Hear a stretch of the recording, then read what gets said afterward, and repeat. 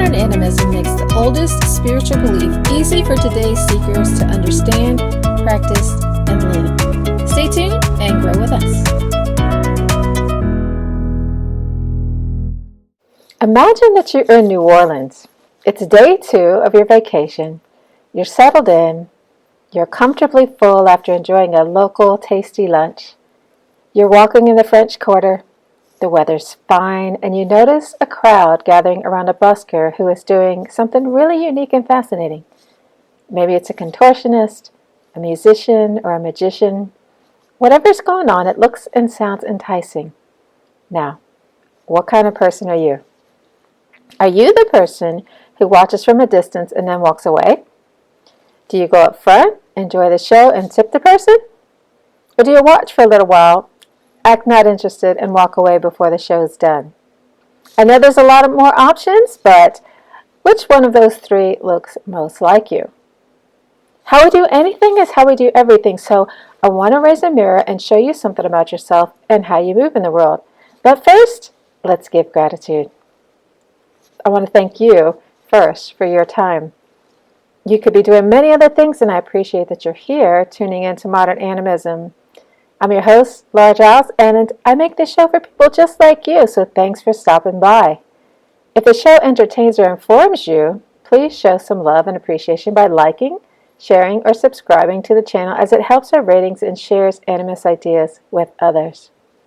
I'd also like to acknowledge the element of Earth. Thank you, Earth, for the firm foundation beneath us, for the wonderful physical world that we live in that is coming alive with beauty and food. I acknowledge and thank the element of air for allowing us to communicate with each other, and the spirit realm. Thank you for the inspiration to keep this show going so that we can share animism with others. I acknowledge and thank the element of fire for the drive, passion, and persistence to live a life of values and show up every day in a meaningful way. I acknowledge and thank the element of water for washing away what no longer serves and keeping things moving so that life never gets stale. I acknowledge and thank the plants that provide us with medicines and foods, the minerals that nourish our bodies, the animals that feed and clothe us and act as our teachers, and the spirit realm for helping to guide us on our path. I acknowledge and thank our ancestors for the blessings that help us to endure the hardships that inevitably come, and for the gifts that are seen and unseen. In case you're new to the podcast, I'd also like to take a moment to tell you about my private community. Here at Modern Animism, I'm not selling anything. This isn't a platform for selling coaching, healing, or spirituality. Spirituality is not for sale. I'm here to educate and encourage a sense of community among modern animists. And to that end, I have a private community where, if you want more, if you want to explore in a safe place, you're welcome. It's like a Facebook, but without the drama, commercialization, and ads. It's totally private, and you're welcome to come as you are. If you'd like to go deeper into your exploration of self, I also have a premium community that talks about the things we talk about on the podcast, and then we go deeper with them. Since that's a community too, you have people who can support you on that journey and ask questions, be inspired, and share yourself. To me, animism is about living in relationships with the natural world, and both communities are a place to practice that virtually before you take it into your real world that you live in. The link's in the show notes. If you're curious, check that out. All right, so you're on the street, and a busker's out there. What do? What is this question about? Well, it's about giving, taking, and reciprocity. Humans have a sense of fair play and give and take. I know toddlers are selfish and that they don't get this. Everything is mine. But once we go past that stage and develop empathy, we know what it feels like to be on the receiving end of selfishness. So we share because being selfish feels bad. Society doesn't like selfish people, and we've probably been looked down on or judged for being selfish. So we learn to share our time, our resources, and our ideas. And then someone takes advantage of this and we get burned. This could be the big brother who hits us, takes our stuff, and doesn't let us have our own toys. It could be the girl who steals our affection and dumps us for the new guy in school. It could be that our parents don't love us or give us the attention that we want. So when someone does, it feels like a setup for disappointment. So we don't share ourselves with others to avoid pain before it comes. Quite often, in modern society, it's the parents who didn't get something in childhood and want to make sure that their kids do. Or maybe it's the opposite. The parents got something, like neglect, and want to make sure that their kids don't. So they go overboard in the opposite direction, and it creates a situation of entitlement because the kids don't value what they've received. All this plays into how you treat the buskers. If you're someone who watches from a distance, you're probably not a good receiver or a good giver. You're not engaging in reciprocity at all. You're intrigued by the performance, but you won't get up there in the front where you can have full enjoyment of it, so you're not receiving fully. You're not giving anything either in exchange for the enjoyment that's on offer, so you're not reciprocating. You're not engaged in the dynamic of life. You're a bystander, and that probably feels lonely. I'm 100% sure you were burned, and so you don't trust. So there's a reason for this, but it is what it is. If you're the person who goes right up front, enjoys the show and tips, you're a good giver and receiver. You're engaging in reciprocity and with life. You let yourself enjoy what's on offer, and you share your enjoyment with others, including the performer. You probably feel loved and connected as a result. If you're the person who stops for a while and then moves on before the performance is over without tipping, you're not a giver or receiver. You realize that there is a social obligation to reciprocate, but you're trying to cheat it by stopping only for a little while. It's like in your mind you're saying, if I don't enjoy it or linger, I don't have to tip. We all have this impulse to give when we receive something, even if it's something that we don't want or value. That's how religious people get you to stop and talk to them. They give you flowers, pamphlets, or bookmarkers or something. There is this expectation that you will now give them some of your time because they gave you something. It works in a souk too. If you're shopping for something and you ask questions, can I see this? And they give you tea, and now you have to sit and talk with them and bargain. That's why they do it. So reciprocity can be a trap when it's manipulation. It's a reason why some people don't want to reciprocate. When that happens, I think healthy boundaries are a great idea. You don't have to be trapped into doing something you don't want to do. And I would urge you to think about which type of person you are because it's impacting your enjoyment of life. An animist life is a connected life. That means we engage with and have relationships with plants, animals, minerals, human, and the spirit realms. There's an expectation that those touch points will be healthy and respectful. They're reciprocal. The best way to practice that is to know your place, know where your boundaries are, see everything as equal value, and give back the value of what you receive or more. What's this all mean? Well, know your place means to know where you are in the pecking order. Humans are typically at the top. Parents are above children. The boss is above an employee. And everyone is sovereign, but everyone still has a place in the pecking order. Some are leaders, some are followers. Some provide, produce, and consume. When everyone gives back, the system remains balanced. When someone steps out of line or overconsumes, things get out of balance. As humans, we don't have dominion over the rest of the world. We're equal in value to plants, animals, and the mineral kingdom, but we have the ability to impact the other realms in ways that they can't. And that gives us greater responsibility to move with care. It's easy for us to step on the weaker, smaller creatures and overconsume and not even notice what someone else needs. The person or creature at the top of the power structure has a responsibility to check their power. This means that as humans, we don't take up too much space, time, resources, or whatever is on offer. We have a water crisis in many parts of the country now because of piping water hundreds of miles away from the places with plenty to places who don't have a lot so that people can live in more desirable areas. Living in alignment with nature means that we respect the boundaries of nature, not circumvent it with cleverness. Nature is a pay me now or pay me later type of system that can't be cheated. So when we take water from a place that can support plenty and move it to a place that can't, that water doesn't return to the water cycle. It's just gone. And the places that used to be snow-capped and called Little Switzerland become barren landscapes because we can't take an unbalanced nature and expect it to keep producing like a bottomless well. The same is true for relationships. We all live in an interconnected way. There are so many things that happen that rely on someone showing up for work and doing something that never enter into our consciousness on a daily basis because we don't see it. It's like bread magically appears on the supermarket shelf, but it didn't happen by magic. A farmer planted and harvested wheat. A baker baked it. A trucker moved it from the bakery to the store. A grocer opened a store and sold us that bread. Everyone has a hand in the cycle of modern life, and when we cheat someone out of their due, it comes back to bite us. Every day I see stories of theft. Stores are closing because they lose too much money to shoplifters. Airbnb owners are losing homes to squatters. Hackers steal data and ransom it back to the organizations for a profit. These are all examples of overtaking and not giving back. None of that's free. Someone worked hard for that, and their property was stolen from them. There isn't some insurance company in the sky that just compensates them for that. It's like the water.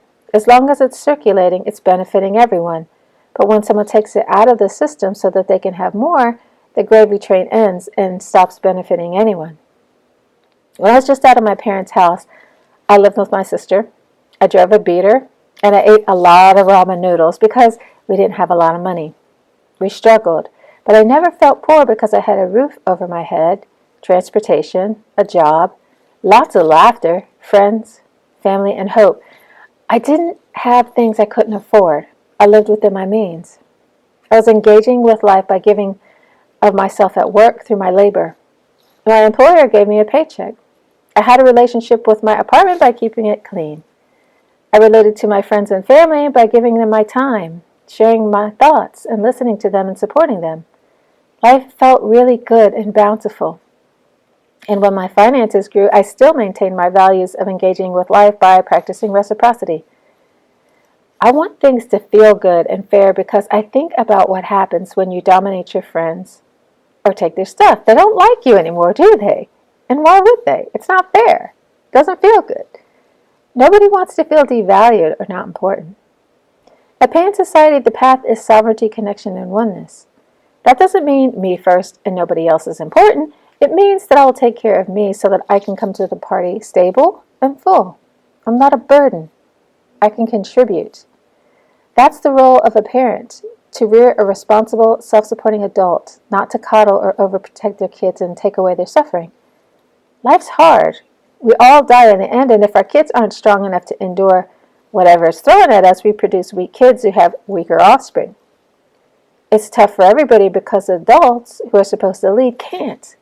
And they have to be taken care of by, I don't know, who's left? And that's where we are now, society-wide. We live in a time where it's dog eat dog and I'm going to get mine. This can make us defensive and fill us with suspicion and fear. I believe that the lack of reciprocity is the root of all imbalance. We've forgotten that we're all connected. I'm not more important than you. Humans are equal to the land, water, sky, and each other. We all need protection, sovereignty, and dignity. You have the right to profit from your ideas and labor, and so do I. If I give it to you, I release it, and what I give is now yours. If you give me something, it fills my heart to accept. That's reciprocity. What most of us live in is transactions. I want a loaf of bread, so I pay you money for it, and we're even. That's cool. That's fair, but it's not relational. I don't have a relationship to you or the bread. There is nothing of myself in the exchange, and we do this to stay separate and not be obligated. Reciprocity is a way of living through giving gifts, not exchanging obligations or duties. It's the difference between living a heart-led experience and a robotic, fear-based, disconnected one. Now, I'm not suggesting that you throw your gifts and your love into a bottomless pit where you get nothing back. If you do that, you'll soon be empty. What I'm suggesting is that you enjoy the buskers' music, let it delight you, share that delight with the crowd by dancing or clapping, and share that delight with the musician with a thank you and a tip so that he can make more music for a different crowd and continue to share his gifts. That's engagement. That's reciprocity. There are so many ways that we give that are not gifts. They're bribery. They're seduction or traps. For example, saying I love you in a new relationship is typically filled with a lot of anxiety. What if the other person doesn't say it back? If we say it with the expectation that someone says it back, it is a trap. It's not sincere. It's like saying, if you don't say it back, I'll get upset and withdraw my affection. Shall we start relationships with deception and expectation? Think about that. Catch yourself when you're bargaining with gifts or traps. If it's a gift, buy the watch, watch the car, sing the song, and let go of any outcomes. If you get a thanks, great. If you don't, great, because it wasn't about the outcome, but the giving of the gift. When you give in that way, the law of reciprocity kicks in, and you will get back what you gave. Maybe not with that particular person, but in some other way with some other person. That's how nature works. It cycles. As long as someone is giving, there's something to cycle. I was talking to someone who wanted to will their grandmother's house, which they lived in, to someone, but she was afraid that it would leave the family if she did that. If that's how you're thinking, that's not a gift. If you can't release the outcome, or you want something in return, or you want to control what happens, that's not giving. I once gave someone tickets as a birthday present, and she asked me to go with her. Now, I know that there were at least 3 people who were closer geographically and probably emotionally too to her. So I was surprised when she asked me. I wasn't expecting to be asked, but I think she felt obligated to ask me because I was the giver. I didn't give her the tickets for the 2 of us to go. I gave them for her to go and have a good time with whoever she wanted to spend that time with.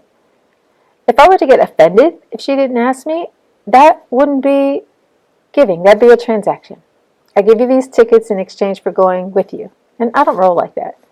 I really didn't care who she went with. It was just about her enjoyment. Now, you might think you have nothing to offer. To that I say it's not about money. You have your time, beauty, creativity, a song, a smile, politeness, a helping hand. We're always in the process of giving of ourselves or withholding ourselves. This is why the first step in the animism path is sovereignty.